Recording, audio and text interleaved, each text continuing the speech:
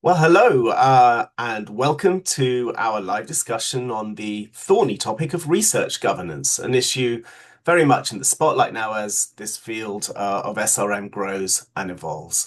I'm Mark Turner, comms lead at SRM 360. At SRM 360, we don't take a specific position on how SRM governance should proceed. However, we aim to highlight and platform different approaches to help people debate and decide on the best way forward. Dave Levitan, our lead writer, will be fielding questions from the audience. Please ask those questions in the Q&A box at the bottom of your screen as we go along. Not the chat, but the dedicated Q&A question and answer option, so we can keep track and ask questions as relevant. And please do keep those questions short and focused on the topic at hand.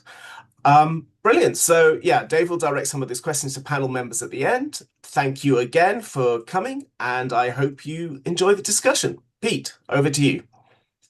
Right. Well, we'll have a couple slides in a second, which will set the scene. So part of the reason why governance is such an issue in this topic is that the interest in the field is growing very rapidly. So this is a chart we produced a year ago showing how funding for this field has evolved. It's a little bit of a surge of interest in the 2010s. And then through the 2020s, there's been steadily growing interest. And our funding data cut off at 2024 here. We're currently working on an update for that. But since this was published, there's three big efforts that have sort of changed the picture and suggest this ongoing trajectory upwards. The University of Chicago's Climate Systems Engineering Initiative hasn't disclosed how much money it has, but it's got to be in the tens of millions. This is making it the largest research group or research effort at a university. The UK has two large funding efforts. The Natural Environmental Research Council has a modeling effort of about $15 million equivalent.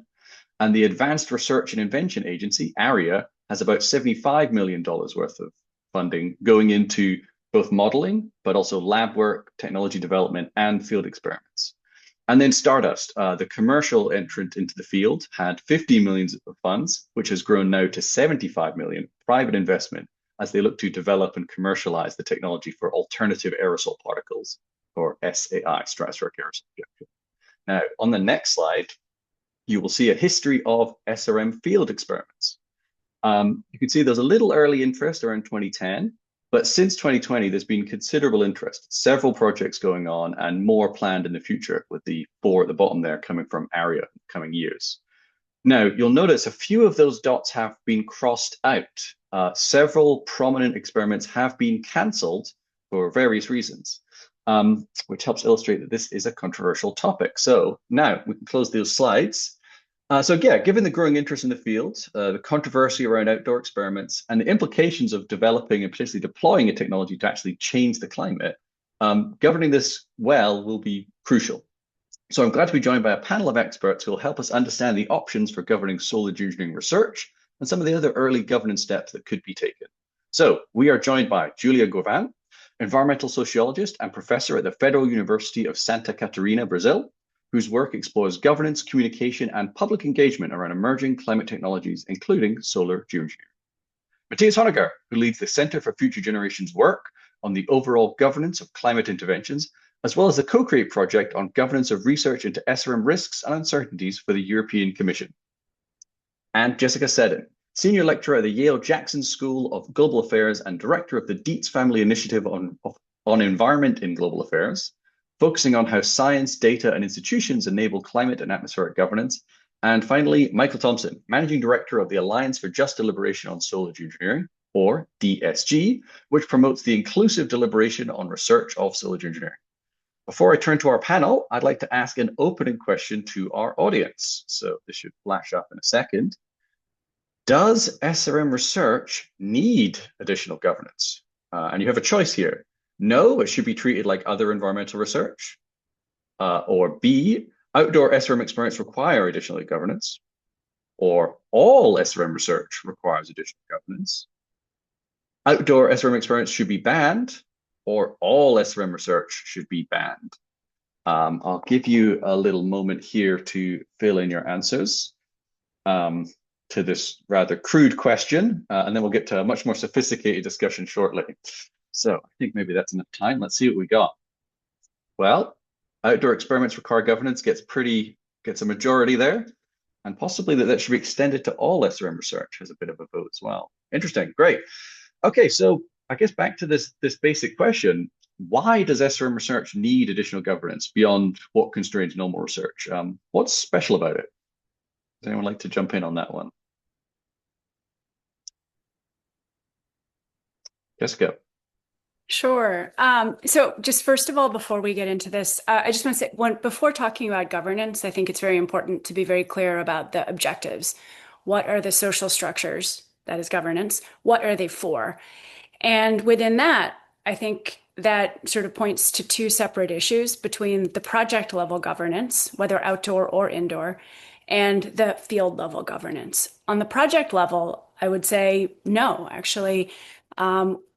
We don't necessarily need additional governance beyond existing research norms. If your objectives are to have the projects be safe, be respectful, be useful, there are a lot of routines that are regularly used in universities. There are environmental impact assessments. These need to be enforced more uniformly across countries and across research settings. That's an important potential addition, but there are a lot of decent structures that can be used to achieve those objectives. When you get to the macro side, and this is where I think it's useful to distinguish, that's where things really get a little bit more, that's where a lot of the controversy stems from. Really, in that, you want the field overall to be even-handed, to be able to ask critical questions as well as confirmatory, to be looking for negative results as well as positive. You want the field to be multi-perspective, to be looking at impacts from multiple points of view, not just global average temperature, but crop yields, extreme weather, whatever matters to people. You want it to involve additional disciplines, not just climate, but also ecology. These are Earth system interventions. And the governance for that, the social structures for that, I think there are some hints on what we need. We need public funding, or even-handed, disinterested in the outcome funding. We need to have the taboo or the restrictions on research to be lower so that people from other fields, who are earlier career, who may be more precarious, feel comfortable researching and asking different kinds of questions. So I'd say a lot of the additional governance is needed on the macro field level, distinct from the project level. And maybe that's useful for thinking about the agenda ahead. Great. Well, Michael, so do we just need governance at that macro level, or how much more work is needed at the project or experiment that level? was such a helpful way to lay this out. I think I'll speak to the Solar Geoengineering Research Governance Platform in a bit and how that might approach projects versus kind of field level governance. But the only intervention I wanted to have here is much less well articulated than Jessica's. It's just that I think there is a politics around the discussion of solar geoengineering, and it's better if we just acknowledge that's the case and kind of get on trying to govern accordingly and accept that in some places there is more attention, more concern than might otherwise be in other areas of science. And so we need to know it's just not the same and need to accept there's some higher levels of expectation or need to account for those politics. And I think to Jessica's point, to, for instance, lift the taboo around doing research here. So I just want to put that on the table. The politics are what they are. We shouldn't wait or pretend that it needs to be perfect before we try to govern these things. Great. Julie, I see you've been trying to get in from the start.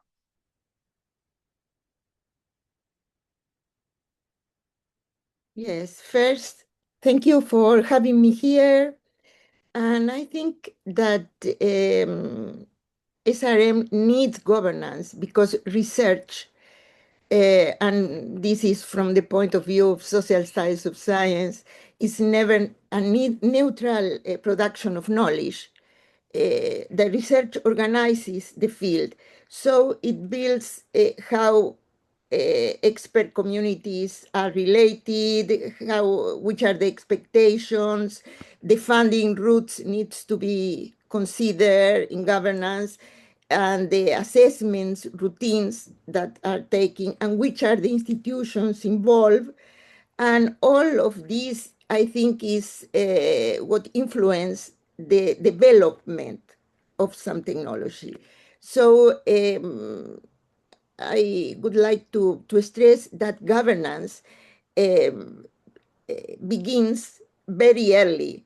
The moment that research starts to make SRM more a possibility.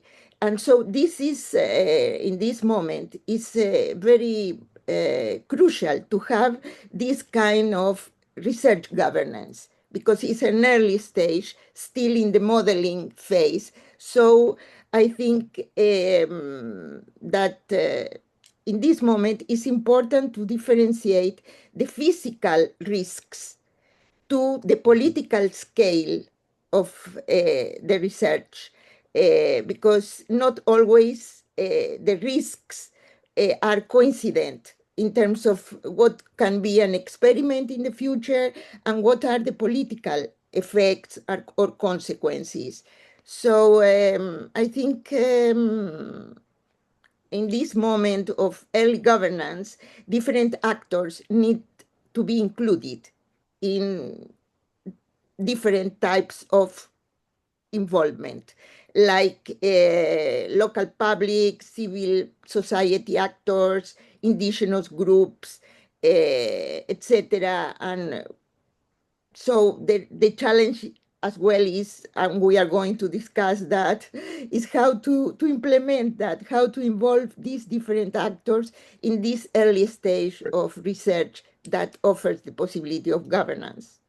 All right, thanks. Well, I guess something that none of you have brought up quite yet, that the two of the experiments that were canceled, the Alameda one in California and the Scopex one that was going to fly early in Sweden, there was a decision to pull the experiment on the grounds of public opposition or opposition at some level. So how does that figure in? Was that a failure of governance? Is that something that research governance can address? I'm sure, Matthias, you've got something on that. I mean, I can riff on that. I would say, no, it's not necessarily a failure of governance. It might, in fact, be an expression of governance if we understand it as the ensemble of formal and informal processes that, lead to societal outcomes. So, in fact, it might actually be an expression of democratic preferences at the time. And for me, I think this question you're asking, do we need more governance for SRM research in particular? I would say yes, but it depends very much on what we mean by governance, as I think Jessica outlined as well. For me, the focus is really on who gets to ask questions, shape the research agenda, questions that are being examined and how are they studied, who is studying them. Is it, through narrow technical or theoretical work with large blind spots, or applied interdisciplinary work, still with blind spots, but different ones.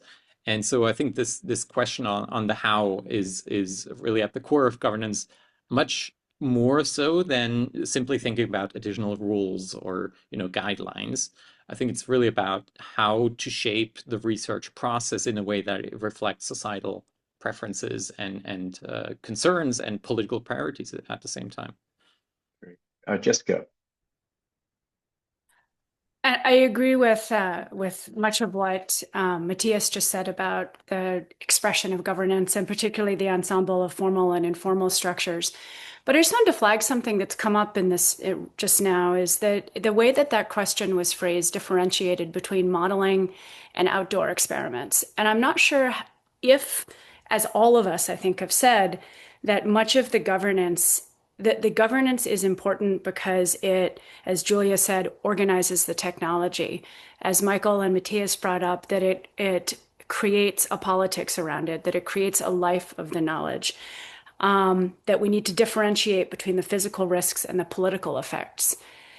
If you look at it from that lens, the difference between a piece of modeling research and an experiment, it's not clear why experiments are so much more controversial, because they can definitely be governed using existing legal research frameworks, ethical frameworks to reduce the physical risk.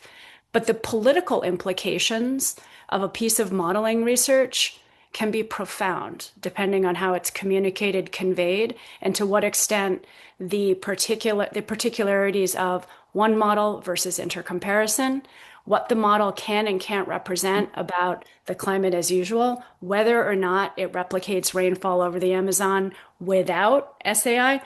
I think when we're looking at it from the lens of how do you have a political life that is even-handed and cautionary about the uncertainties, as well as open-minded about the alternative of climate change as usual, the governance and the differences, it's not clear to me how experiment versus modeling is necessarily useful.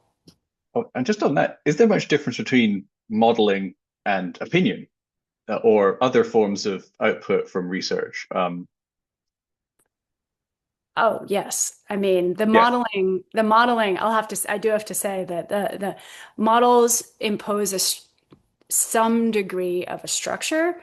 There are many imperfections with models. These are, out in the open. They're often discussed. They're not discussed as often as I think they should be. But I don't think it's fair to the modeling nor to the modeling community to say that there's no difference between a model and opinion. It needs to be taken with a grain of salt. And I think Eric No, has done a great job I, in talking about models as structured stories, but yeah. the No, interpretation can stray quite close to an opinion, but it's definitely not the same. well, I see others would like to get in, but I should move on now as time is flying. So we'll come back to some of the more restrictive suggestions later in the discussion. But if SRM research is to go ahead, how should it be governed? How should it go ahead? Now, this chart is a little summary of some stuff that's been published in a few places. So there's been about a dozen different attempts to outline governance principles for SRM research, from the Oxford Principles to the AGU Ethical Framework and many more. And while there are some differences, they broadly agree on the outline of what's needed. This slide was my attempt to boil this all down for a Royal Society report based on a very careful review from Karen Brent and colleagues. And you can see they sort of fall into three buckets here. The governance objectives. So these are things like what governance should aim for, to enable responsible research, to minimize risks, and to advance environmental justice, for example. Broad agreement on the timing and form of governance, in that it should be early, incremental, and perhaps place temporary limits on activities. And then quite a bit more meat in the procedural and operational principles, which we'll get into a bit more detail in a moment. These are things to do with managing risk and uncertainty through risk assessments, monitoring, maybe a precautionary approach, efforts to promote research quality and credibility through transparency, peer review, interdisciplinarity, and the like. And then crucially, public engagement, involving the public somehow, making sure you engage with vulnerable groups, First Nation groups, and so on. So with that brief overview of the principles that are sort of broadly agreed, I'd like to turn now to three of our panelists who are actively working to operationalize these principles at different levels and in different ways. I'd like to ask them a little bit about of their work before we go into some of the challenges this all presents. So, Matthias, you're leading the EU Co-Create project, which, full disclosure, I've also received funding from. And that's looking to inform the European Commission about how to govern research in this area. Can you reflect on the challenges of putting these principles into practice and the contribution Co-Create hopes to make? Sure. And in doing so, I will build on what I said earlier in terms of who gets to ask the questions that are studied. And I should also preface, I'm not speaking for every project member, clearly, and certainly not for the EU Commission who asked for this work, but as an individual who had to interpret what the Commission was actually asking us to do in this EU and UK funded project. And I'd like to reflect more on this question, what is governance?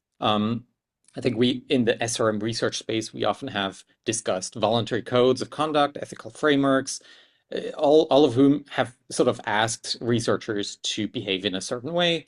They were often general, and they don't have the authority of a government behind them in most cases.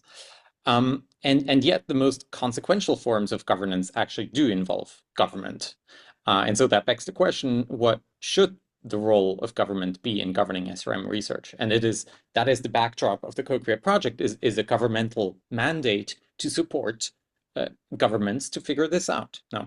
And so the risks of corporate actors potentially dominating the knowledge space, the research space, or unbalanced research that might be the outcome. This makes it all the more urgent to really ask, can governments actively shape the research agenda, and which questions get asked and studied, and who studies them and how, which approaches are taken to produce the knowledge. And certainly European policymakers are raising important questions that they need answers for to do their job. So, for example, a foreign affairs official would ask for information on what other governments are doing, so that they have the knowledge to do their job, acting at the international level through diplomatic carrots and sticks. An agriculture or energy or public health official probably has their own set of questions in mind, that the science could help address on crop yields, energy infrastructure, health, or climate-related aspects. And the challenge here is that academics and the scientists, they don't directly connect to those mandates. They have their own perspective, their own conceptualization of what this object even is, what SRM is. And so there's a point at which the work is actually on the side of the government itself to start connecting those dots now. And at the same time, research should also broadly support existing policy objectives and commitments. And that's where a project like Cooperate becomes really much more anchored in a very specific policy environment. The EU has its mitigation commitments under Paris that it needs to account for and deliver on. And there's also a type of research funding that is explicitly driven by the direction that a government is setting. So mission-driven research, needs to support policy priorities that are already there. And that's not something that you can do at the global scale. That's something you need to do at the national or regional scale where those policy priorities exist. And the translation work needs to be done between this abstract idea, this SRM research area, and the policy commitments that the mandated decision makers need to account for. And so if you want a single sentence answer to the question of how SRM research should be governed, I would say it should also be governed by governments. And the challenge the Co-Create project had, I think, or is having, is that this work is only beginning. And I think governments are yet to wake up to the reality that they too will need to do their homework. Great, thanks. Now, Jessica, I think of all of us, you're probably closest to the coalface of governing this research, as you chair the Oversight Committee for ARIA's Exploring Climate Cooling Research Program, which has several field experiments planned. Can you explain how you're putting these principles into practice, and what are the challenges doing so? Sure, and thanks. So I've just shared the link to the ARIA, the website that explains a lot of the governance approach. So I'll give a quick overview, but you can see that and look in more detail. So the first thing is when you see the principles on the first page, you'll see that the first few of them are very much about project level behavior. And having said, no, we don't need new governance at the project level, I think for everybody who is researching in this space, given the societal importance, given the context, it's important to be at the absolute top cutting edge best practices. And so those are built into the ARIA principles to respect communities, minimize risk, produce useful knowledge. And those are also built into the way that the program team works with the funded projects and the way that the oversight committee advises both the program team as well as the ARIA CEO at particular junctures around projects. So for example, there's a built-in milestone for the outdoor experiments before the funding for the experiment is approved. The engagement plan, the review of a legal review of all of the permits and the requirements, discussion with the team, that all comes before the oversight committee. The oversight committee reviews and makes a recommendation to the ARIA CEO above the program director and independently of the program director. So that is all at the project level to make sure that the weight and the importance and the context of being a public funder is in there. But I think it's the last two principles that I think are in some ways the most important. And those principles are to be cognizant of the broader implications of research and to learn, adapt, and be responsive. And I think one of the things that the Oversight Committee has recommended, and that the program team and ARIA as a whole has been very responsive in picking up, are some modifications of the Exploring Climate Cooling program that are functionally different than the rest of ARIA. So, for example, the Exploring Climate Cooling program funds researchers from the Global South on the same terms as UK researchers. The rest of ARIA has a UK benefit clause that was waived in the first round of funding, mainly to acknowledge that the research needs to be generated from and by researchers with perspectives from around the world.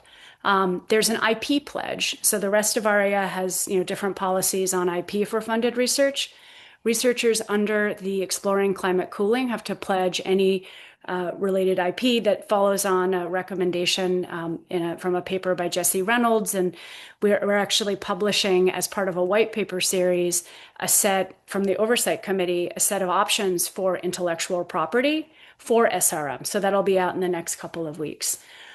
There's a specific support for the funded projects on engagement, and importantly, how to acknowledge the larger societal context for their research. To say, no, you're not just pumping seawater on ice in one particular place. No, it's not enough to just have the local environmental permits. Yes, you need to consider free, prior, informed consent from potentially higher levels of indigenous bodies, because this is not just a local experiment, given the context. How do you address that? And so there's additional, expending to support the teams and to require the funded projects to acknowledge that aspect of their work. There's also, I think, so that part has been, in many ways, I think, the part of the ARIA program that may be hardest to discern, but it's also, I think, in some ways, the most important modeling of what other public programs might look like. The last thing I'll say is that the website has an enormous amount of information that is often overlooked. Every project contract is on there, all of the funded projects, including with the milestones. There's every letter that's written by the Oversight Committee to the CEO. There's the minutes of the Oversight Committee. There's a description of each project. As a researcher, sometimes I review manuscripts that make statements about the ARIA program, and I've seen them in, say, op-eds to The Guardian, that are just flat out wrong and could have been avoided if people actually looked and dug into the amount of the material that is on the website, which is, again, unusual for this program relative to other ones. So that's all I say, is it's a work in progress, and people have suggestions. I'm easy to find, and we're always open to learning how to do this better.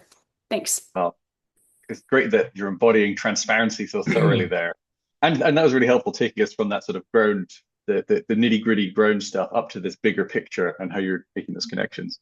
So Michael, another effort, this is obviously ARIA's a particular program in a particular country, but your approach is a little different. You're on, through DSG, you're part of the new Solar Geoengineering Research Governance Platform, which is more of a bottom-up, international, NGO-driven approach. Can you explain what you hope to achieve this effort?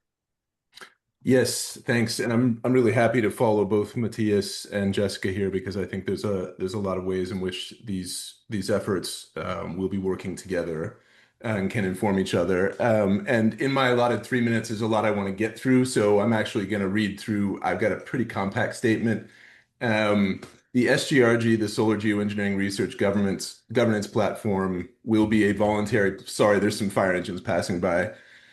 We can't hear them. You're fine. Oh, good. Okay, great. Will be a voluntary platform that turns broad principles for responsible research into shared, practicable norms, making well-informed, well-governed research easier to do and easier to trust, and rushed, uninformed, or hidden research harder to do.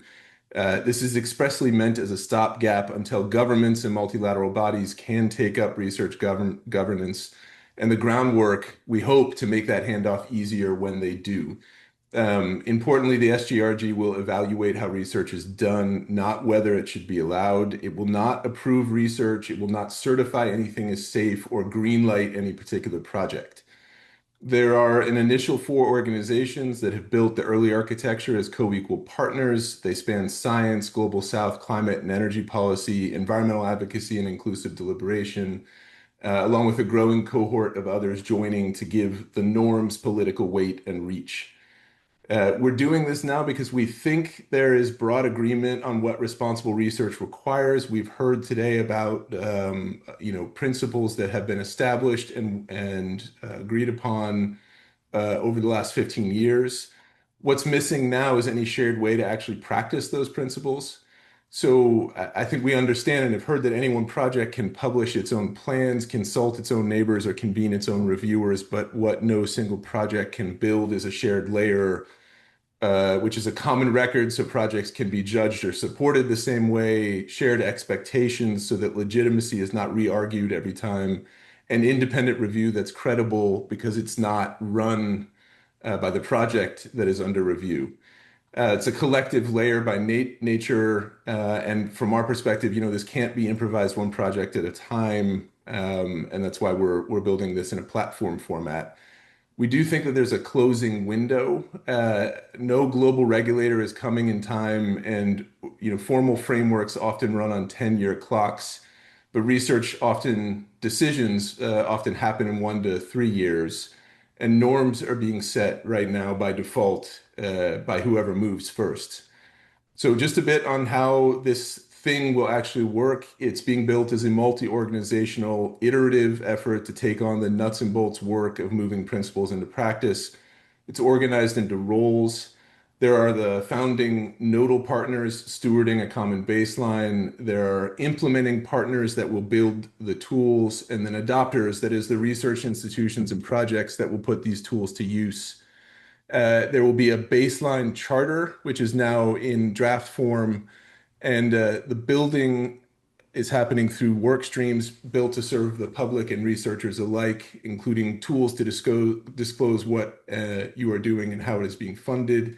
Engagement guidance, which is heavier for outdoor experimentation than for a model, and independent review where no other process already applies. Importantly, what is being asked will scale with the work, so it's being built to be proportional, not one size fits all. We think across these groups, this is the practical infrastructure that the field has been missing. And we hope that once this is up and running, this will show that this research can be governed openly across borders and with the people most affected. None of the ideas underneath the platform are new. The platform itself is far from just one organization's. And I think I'll end by saying that there are a growing number of institutions that are landing in the same place, that is inside a fairly large tent where there's room for everyone except those who could never accept well-governed research and those who could never accept meaningful oversight for research. So as painful as that was, I appreciate the opportunity to read through it and look forward to the chat today. No, that was very clear, Mike. Thanks. Great. Well, I'll turn it to Julia, who's been waiting very patiently. What's your reaction to this and these efforts to operationalize these principles? What are some of the challenges you think will come from this?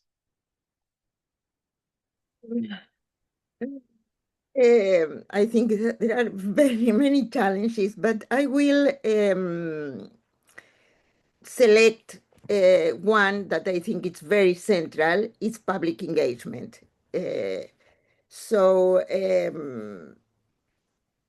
Being honest, I think that it's very difficult to be done.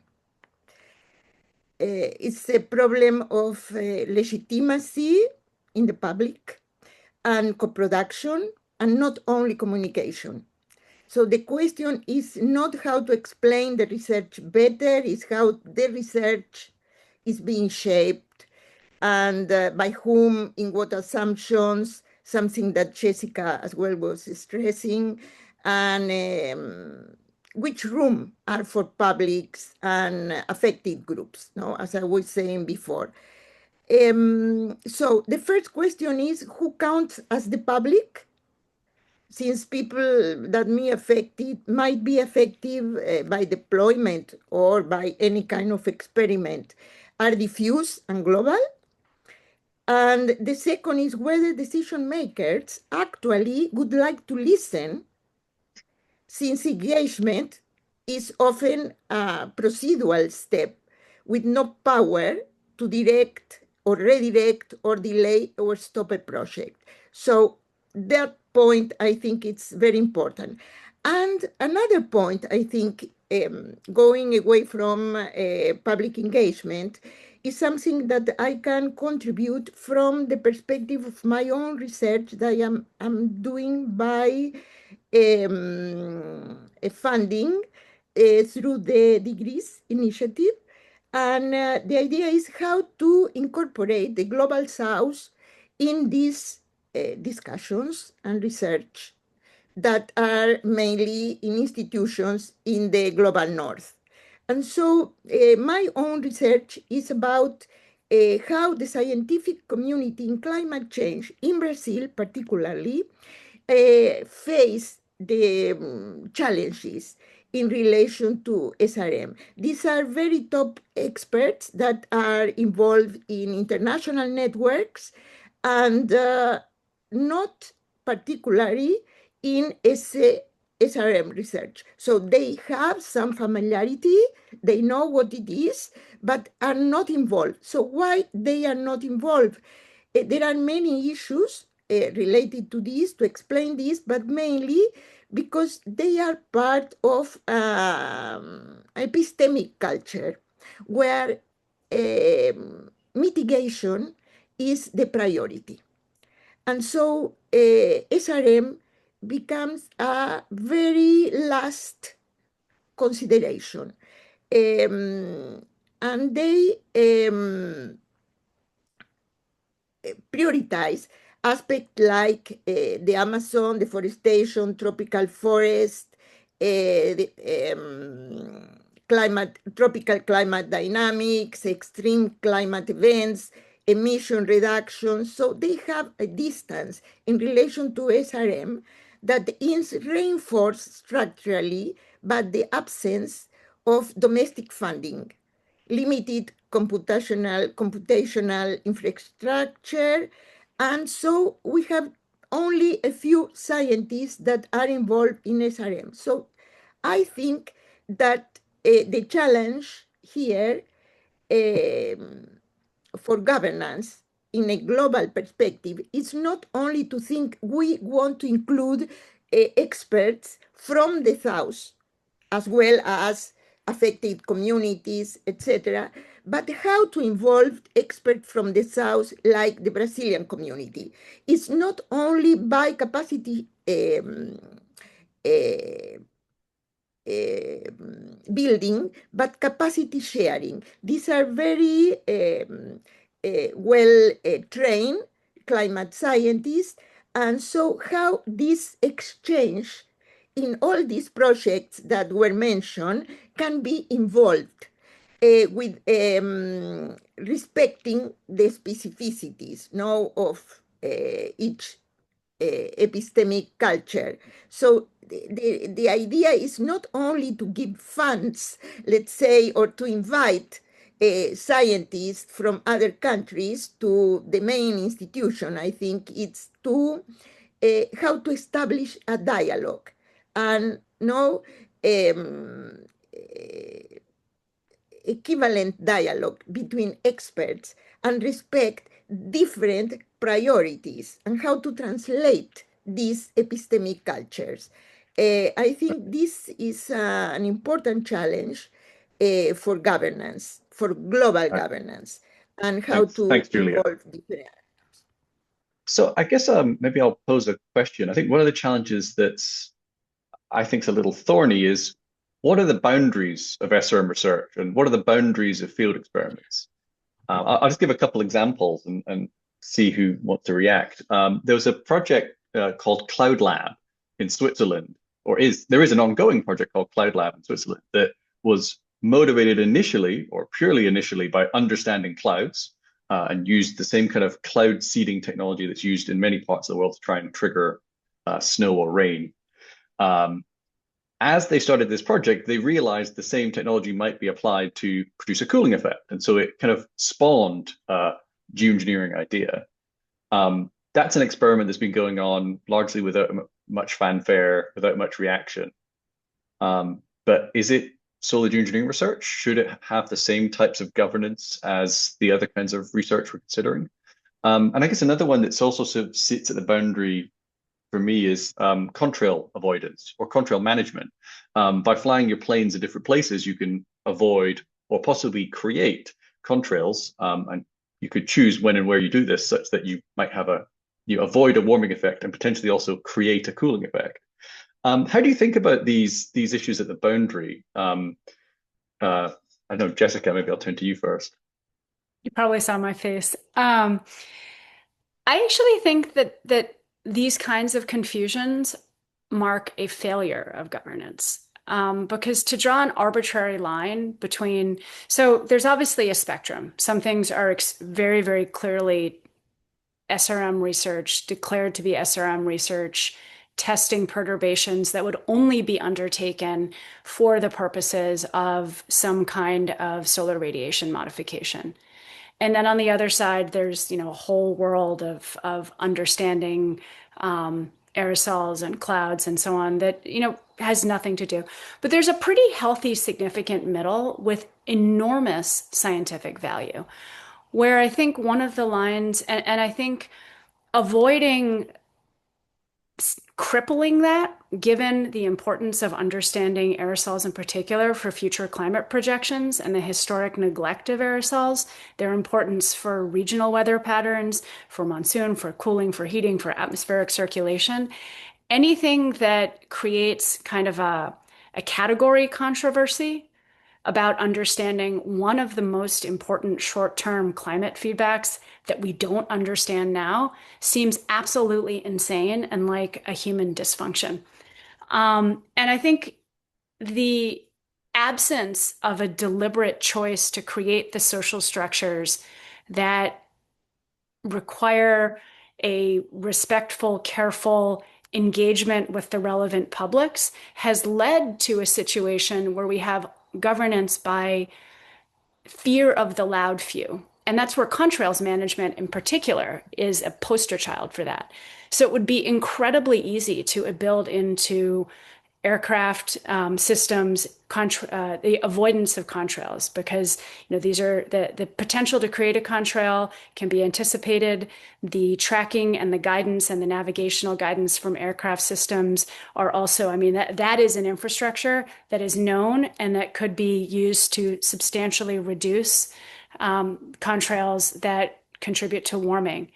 Now, the act of building that in would acknowledge that contrails are a thing, which would then trigger, concerns. And I have heard from multiple sources that there's an avoidance of tackling a very sensible climate action for fear that it would be misunderstood as an admission of producing contrails. And that is about the epitome of dysfunction. So I guess in summary, I don't think that there's that it's possible to draw a clear line, except perhaps around the question of intent. And it is important to be honest about your intent. But no matter what the researcher intent is, the political life and the impact of that information goes well beyond researcher intent. So to say that there's a bright line around intent and that should be used to divide, maybe that's a way, but is that functional in terms of the objective of understanding the Earth that is evolving around us? No. So I see that as a big area of a consequence of the inability or unwillingness to wade in and confront the Earth system situation we're in and attempt to be sensible about it. Great. Well, I want to bring in a challenge here.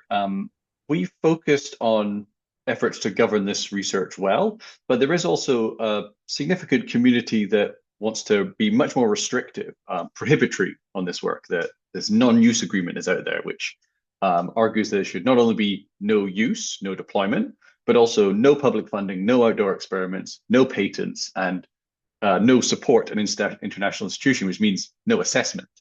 I don't know, Matthias or Michael or Julia, what are your reactions to this, and how might the governance community, how might that be factored in? Michael, I see you jump in. Sorry. I can give it a go initially, and then you can build on that if that's fine. I think it actually connects to the previous point that Jessica elaborated in terms of clarity on what the object is that we're looking at, and what for example, what a non-use agreement would entail if it is, pursued according to one document or another. It actually would be something quite different because there are different versions of the same, expressions out there. And I would bring that also back to a question I saw in a Q&A about the CBD COP decision, which many are referring to as a de And facto so what's this moratorium. CBD and COP? Could you just So unpack those yeah, acronyms? there's a UN Convention on Biological Diversity, short CBD, and one of the COPs, Conference of the Parties, where the member countries to that convention are convening and taking decisions. One such joint decision was to discourage activities under the label of geoengineering that would come with significant risks for biodiversity. And that encouragement or discouragement rather of those activities, I mean, it was accompanied by other recommendations, including for more transdisciplinary research into the risks, which is often overlooked. But that decision, is often called a de facto moratorium, and so a prohibitory statement, if you will. And yet it lacks teeth in the most fundamental ways. No, it's not even legally binding. It is certainly an expression of a norm, of a societal concern, and as such, it is extremely important to consider it and to figure out how to follow the spirit of that norm. But there are, at the boundaries, there are clear ambiguities that need interpretation.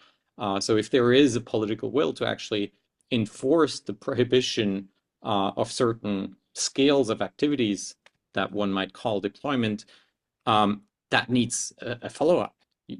Some actor needs to take action because in the default, even as norms stand, even if they were binding, I think there's a need for a more nuts and bolts approach that actually backs this up.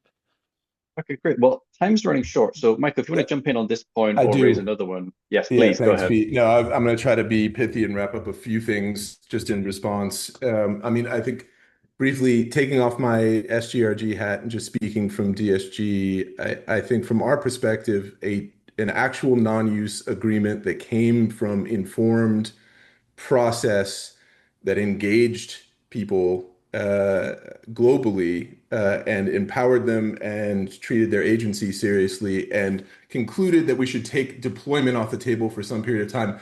To us, that would make a lot of sense. What doesn't make sense or worries us is the form of a non-use agreement that then gets used as a tool to shut down learning, to shut down discussion, to actually prevent agency from people in many parts of the world who have reasonably never even heard of this topic, but are in climate kind of dire straits.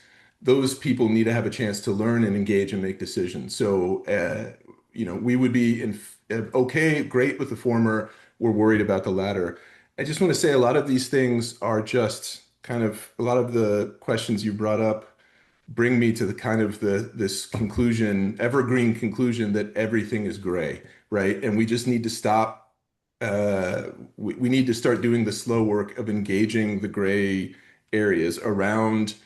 We can't do perfect engagement globally. That doesn't mean we shouldn't be doing it or don't need to try to learn how to do it as best we can, right?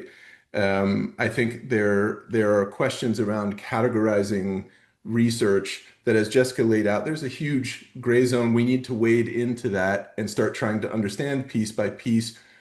All of these things, scenarios and contexts that we have to go through are going to be painfully slow. We need to get started. We can't avoid that work if we're to come to any sort of legitimate decision-making processes in the end. So let me stop there.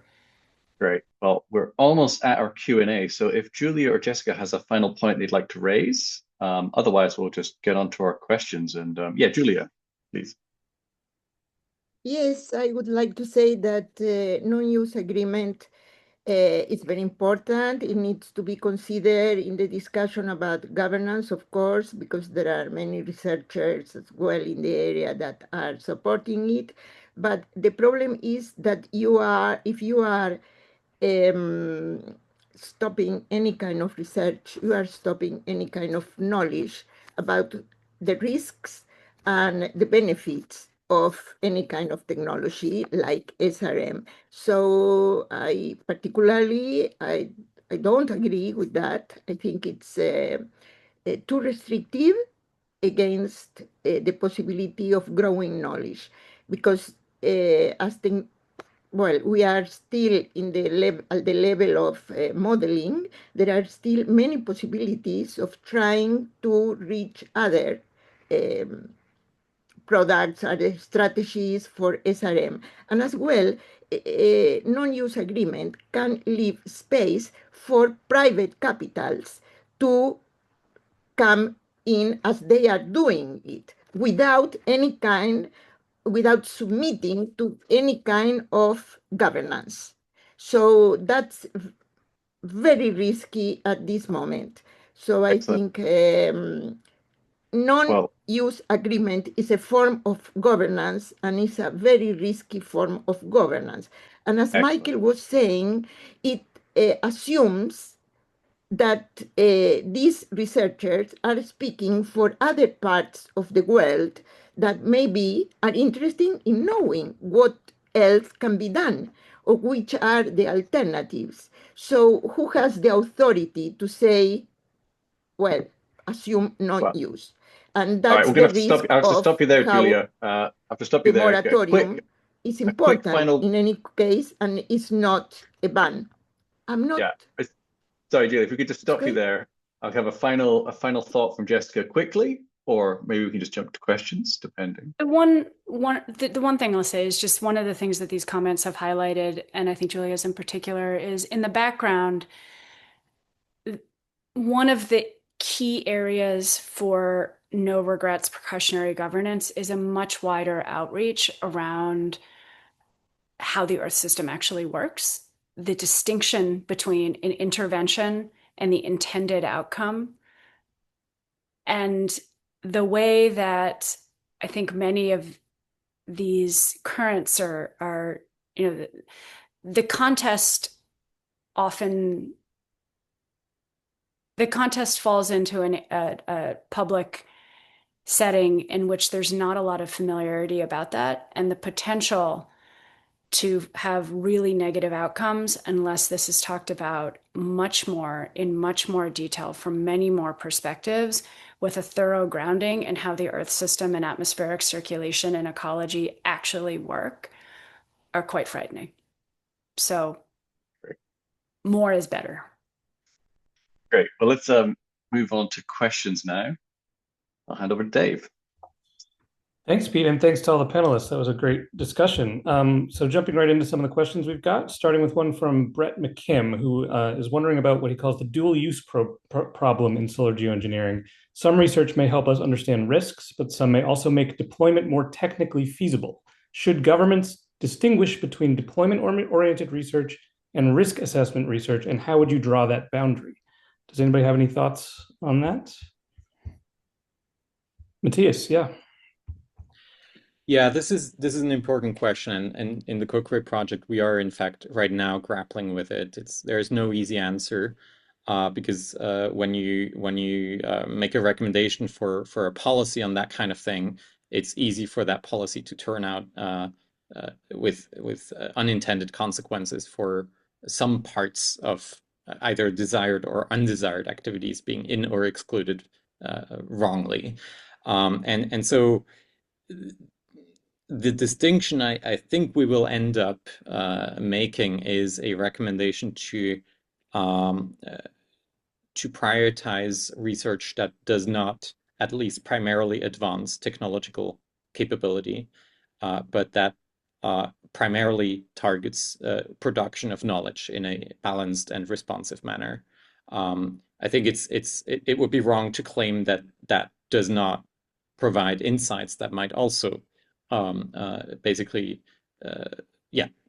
improve the knowledge understanding that could be relevant if it ever came to using this technology. I think that's just a given.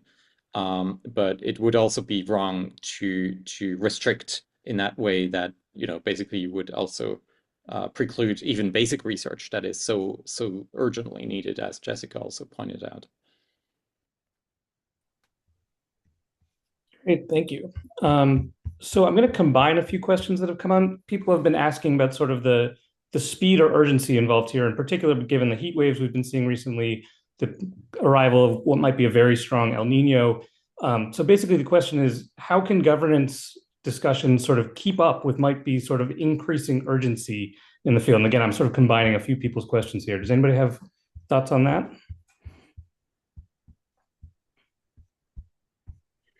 Michael, yeah? Yeah, no, I can jump in just briefly to say that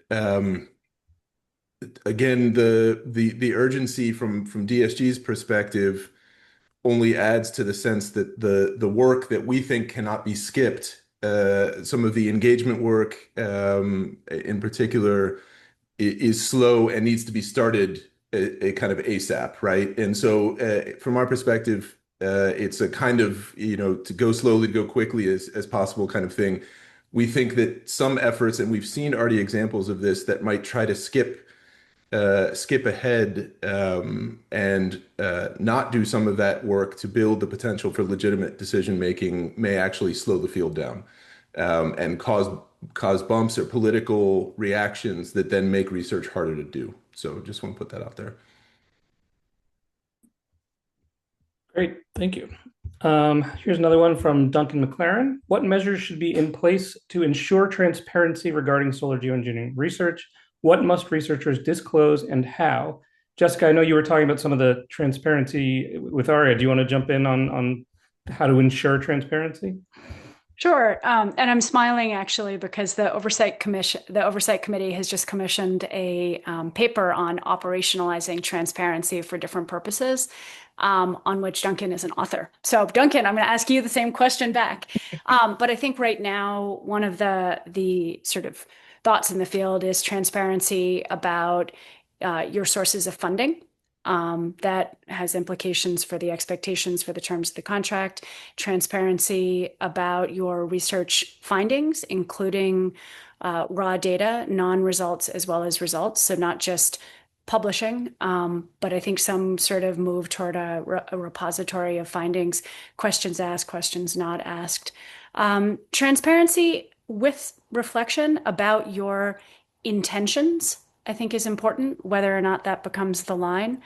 And transparency about all of the limitations of the methods you're using, the way that the methods may exclude certain questions from being asked or answered or be imperfect for that application.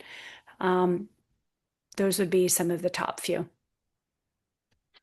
Can I just add, yeah, Dave, if you don't mind just jumping in? So the SGRG through a couple of processes, one of the work streams is a transparency and disclosure work stream, and the intent through working with implementing partners is to actually build a disclosure mechanism, and the input from ARIA and others is going to be vital, and then the SGRG hopes to then help build a working model from that. So I'm going to pop in now briefly and say we're basically at the hour. So that kind of, I guess, concludes the formal section of this. I'd like to thank our panel extremely much and thank everybody in the audience for joining. It was a fantastic discussion, but fear not, we have a few more minutes after the formal close to answer some of the remaining questions. So I'll pass over to Dave in a second. Just to say, our next live discussion will be on the history of SRM, solar geoengineering, talking about some of the big moments in the development of the field. So please sign up on our website or via the link in the chat. And in the meantime, please also sign up for our newsletters, our monthly newsletter, our weekly LinkedIn newsletter, and please join the conversation on LinkedIn. We're very active there. There's lots of interesting discussions going on, so please join in there. So thank you again. And with that, I will now hand back over to Pete and Dave to finalize some of the questions. Thank you. Great, thanks very much, Mark. Yeah, we do have some more questions, so if the panelists have a few minutes, we can stick around for a bit longer. One that was sent in ahead of time from Jamie Cummings asks, how do you do the educational piece that needs to come in tandem with the decision-making piece for communities on a potentially crunched timeline? Does anyone have thoughts on that educational side of those discussions?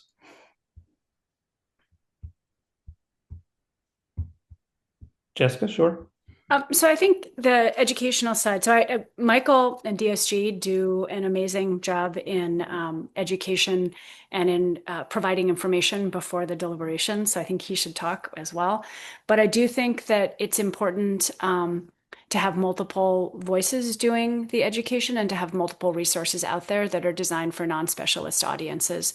One of the things that we're doing at the African Tech Futures Lab in the Climate Intervention Futures Initiative, I just posted about it, is creating kind of an explanation of many different methodologies, the human intervention, the part that can be governed, the thing that the humans do, the Earth system mediation, the way that that intervention interacts with different aspects of ecology, atmospheric circulation, radiative forcing, and then some of the impacts. That's our way of trying to capture some of the key pieces.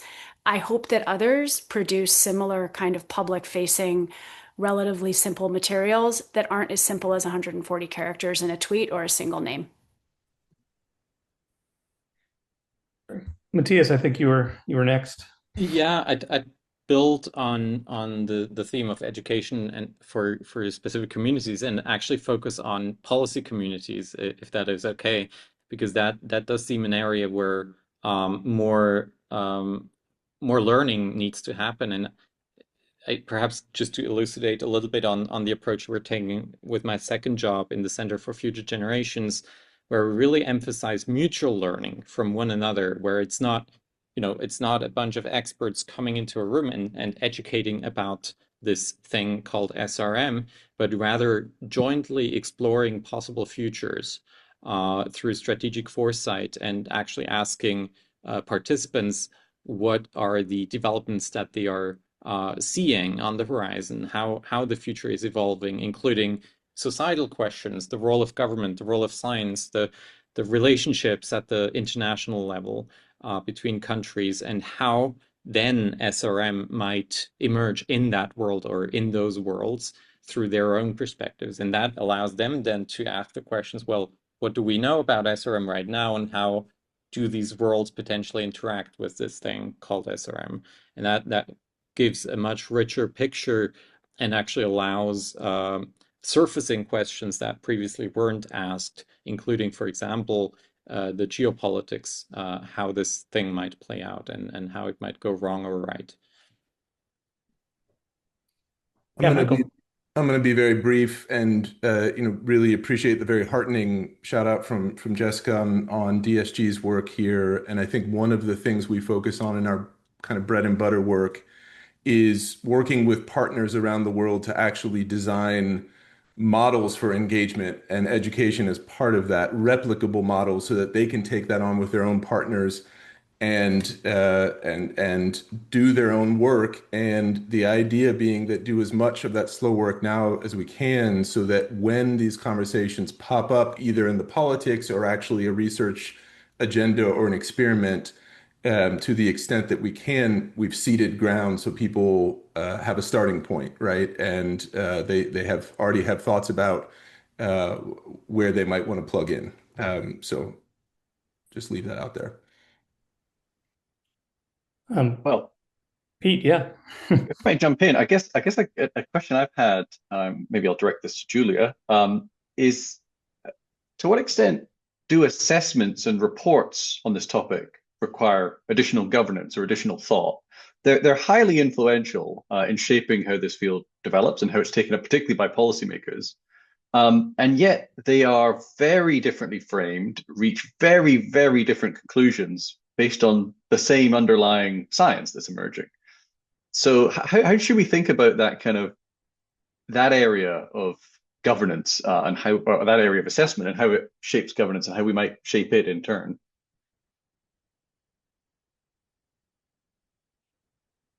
So So I'm I directing that at you, think, Julia. But yeah. yes, I think that the question of education is tricky, as Matthias was saying, because can be top down, no, and how it can be both directions is very important. And there are some proposals for governance. For example, establishing advisory committees that can govern research, how it is done. And in these commissions can participate different type of actors from civil society, not only speakers from NGOs that have already an agenda, groups that want really to understand pros, cons of the issue. And I think these are interesting spaces for exchanging information and for designing what can be done, no? And how can this be a contribution for researchers if researchers are really interested in receiving this input, no? Of course, and of course, decision makers, etc. So I think education offers a challenge which is the concept of education, no? It not needs to be, as I said before, capacity building. It needs to be an exchange, and commissions spaces, advisory commission spaces, is something that I found interesting to do this. No? Dave, can I just follow that very quickly just to say that with ARIA support, actually, DSG recently held a workshop in South Africa, gathering a good number of organizations that we've held workshops with twice prior to come with build a research agenda, then have that research, the questions that they think are important from their perspective that need to be researched and understood, then work with researchers to make those research questions answerable in a sense, right? How actually then hone them so that they can become research projects. And then ARIA has provided funding to then go out and do a first round of research on some of those questions through an open call. And we hope that this can become a model others take up as a way of doing some of these, meeting some of the objectives that Julia laid out. Jessica, you wanted to chime in? Yeah, the one quick thing is, I think this is not the only area that could use sort of a refresh of science policy, science public, knowledge policy interaction. And maybe some of the urgency around this will be a prompt to rethink a little more broadly about how questions get asked, who gets to ask them, what's the responsiveness of researchers, and how science is undertaken. So there could be positive spillovers from the answers to some of the things that come up around this particular topic. Great, thanks. So we've used up sort of 8 or 10 minutes of extra time here. I guess I'll just ask if anyone has any final points they'd like to make before we wrap up. We couldn't get to all the questions. There's still a bunch out there, but thank you to everyone for asking. Does anybody have any last words they want to add? Julia, yes, please. Yes, no, about assessments that I didn't reply to Pete, but I think that assessment should be plural and reflexive. No, Jessica used that concept, and I think it's crucial. And it should include social scientists. I need to push for my area that not always is included. Of course, climate scientists, international law experts, ethic, indigenous perspective, etc., etc. And so that are outside the main SRM research centers. And this agreement should be respected, no? Instead of hiding in this process of assessment, and don't look, and we shouldn't be looking for a single consensus. It's important to consider these differences in assessment. Matthias, yes. Yeah, I would love to use a few moments just for the closing thought. The question we had prepared but didn't get to, what's a success case look like in 5 years down the road? And I would emphasize, we need to somehow put government back into governance.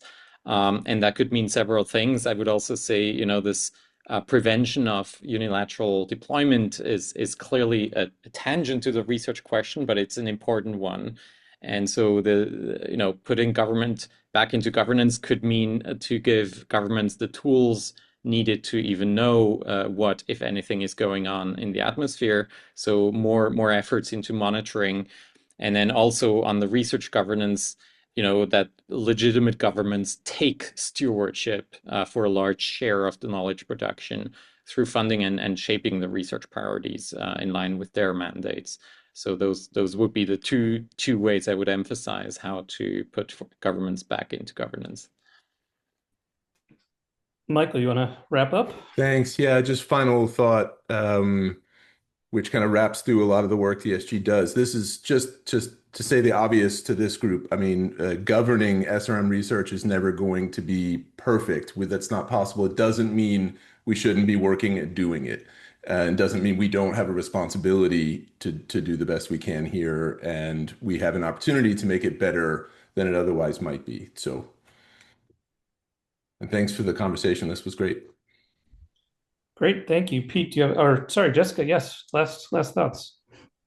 I agree with the prior definitions of success, but I wanted to leave one more esoteric version, is that I hope that the debate, controversy, and attention to intentional interventions in the Earth system provokes a much greater, more visceral recognition of our actual immersion in a larger non-human Earth system, and a little more care to the unintentional, everyday, deep in the supply chain, not my responsibility kind of impacts that we have every single day.